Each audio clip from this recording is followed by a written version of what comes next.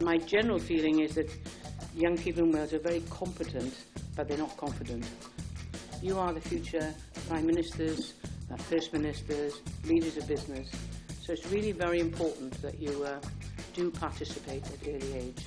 And I do look forward to seeing you around the country when I get out and about talking about votes for young people. Diolch yn fawr. Thank you.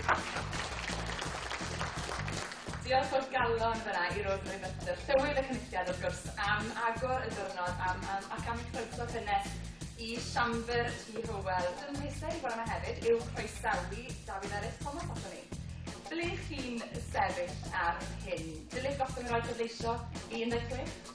Does dim cwestiwn gen I nag ydy hi yn angenreidiol bod pobl yn cael pleidleisio yn 16. Wedi'r cyfan, ydych chi gyd a hawl I bleidleisio dros aelodau eich cyngor ysgol neu'ch undeb myfyrwyr yn be ydych chi'n dysgu. Ar un peth ydy.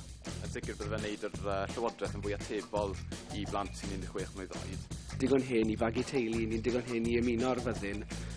Pam da ni ddim yn digon hen I bleidleisio dros pobl I ni eisiau I redeg yn gwlad ni? Mae'r rhan fwyaf o blant oed ni, sgynna nhw ddim synwyr cyffredin am wleidyddiaeth o gwbl. Fi'n credu, os mae plant 16 yn cael yr hawl I bleidleisio, bydd e'n rhoi'r awydd I nhw I fynd ben ei hun a ymchwilio. Chi wedi mynd fe lawr unwaith o 21 I 19, nawr chi'n mynd fe eto, ble chi'n mynd I stopo? Os ydych chi ddim yn pleidleisio, yna ydych chi'n gwrthod cyfrifoldeb I fod yn ddinesydd. Falle dylech chi ddim bod yma heddiw mewn adeilad sy'n cael ei dalu gan arian cyhoeddus, os ydych chi ddim wedi pleidleisio amdano fe. What about that then?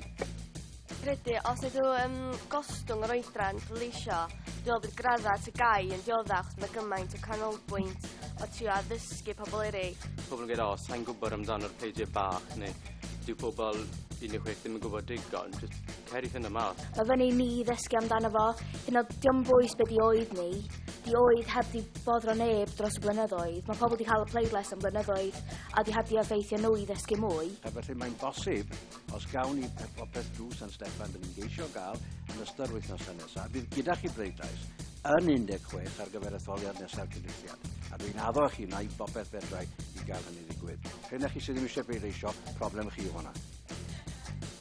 Diolch yn fawr iawn I chi, Dafydd Eryll Thomas. Reit, ewn ni i'r bleidlais ar y gosodiad. Nawr, y gosodiad oedd dylid gostwng yr oed pleidleisio I 16 oed. Gwyrdd o blaid, coch yn erbyn, gwyn I ymatal. Mae'r ie yn ennill, ond dim ond o 8 fyna. Ie sy'n ennill, felly mae'r gosodiad yn pasio, bydd i'n facrywedd Ifan o Stradau. Dylid gostwng yr oed pleidleisio 16 yn ôl gynulleidfa wybodus ma heddi.